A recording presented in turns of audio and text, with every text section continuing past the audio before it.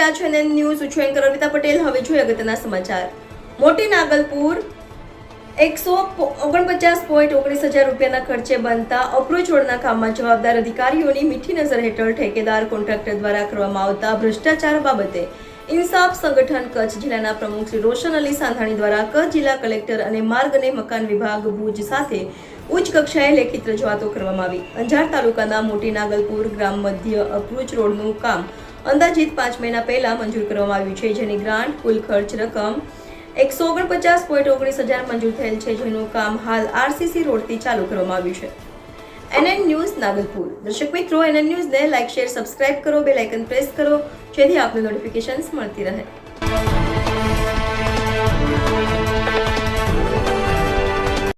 સાહેબ, આ બાબતે અમે તમને રજૂઆત એ કરી છે કે મોટી નાગલપુર જે અપ્રોચ રોડ મંજૂર થયેલું છે તેમાં અમને એવું લાગી રહ્યું છે કે ભ્રષ્ટાચાર થઈ રહ્યો છે. નબળી ગુણવત્તાનો લોખંડ વાપરવામાં આવી રહ્યું છે, કોન્ક્રીટ પણ નબળી ગુણવત્તાનો છે અને લંબાઈ જેટલી માપ પ્રમાણે અમને બતાવવામાં આવી છે એસ્ટિમેટમાં એટલી એમાં નથી.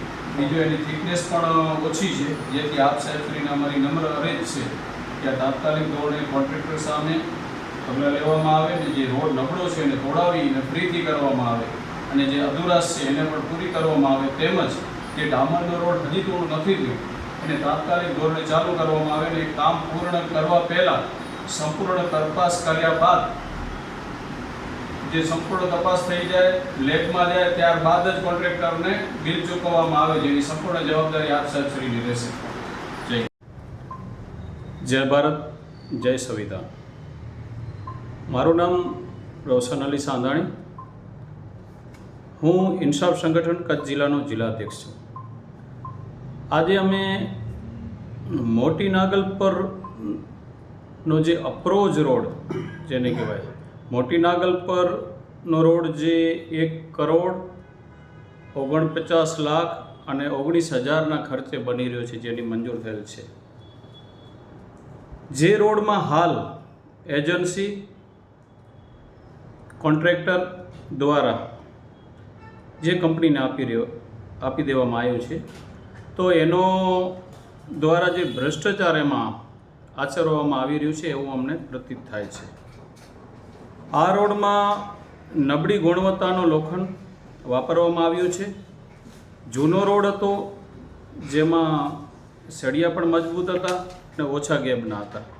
આમાં હાલમાં 2 ફૂટ ઉપર સળિયા નાખવામાં આવ્યા છે, જ્યારે એસ્ટિમેટના નિયમ મુજબ 14 ઇંચ છે. જ્યારે કોન્ક્રીટ નબળી ગુણવત્તાનો છે, પીસીસી કરવામાં નથી આવી.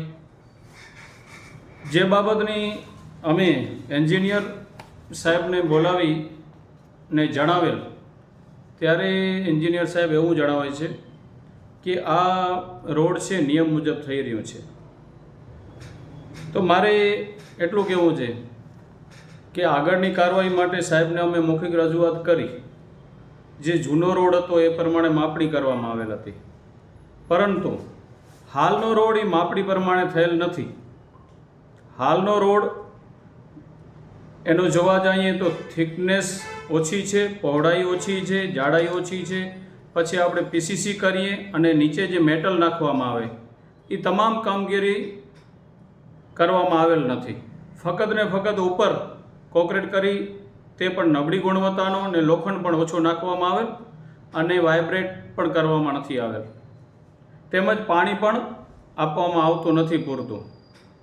ત્યારે હું માર્ગ મકાન વિભાગ તેમજ વહીવટી તંત્રના તમામ અધિકારીઓને, જે આ વિભાગને લાગતા તમામને હું જણાવવા માગું છું અને મીડિયા માધ્યમથી અને લેખિત જે મેં આજે લેખિત રજૂઆત કરેલ છે તે બાબતે હું અપીલ અને રજૂઆત કરવા માગું છું કે અત્યારે ભારત દેશમાં આપણે જોઈ રહ્યા છીએ જગ્યા જગ્યા ઉપર રોડ અને પુલ તૂટી રહ્યા છે. ત્યારે એવું પ્રતીત થાય છે કે ક્યાં ને ક્યાં સરકાર જે પબ્લિકના પૈસા, ટેક્સના પૈસા એના માટે ફાળવે છે, ત્યારે ક્યાં ને ક્યાં લેભાગુ અને લાલચુ કોન્ટ્રાક્ટરો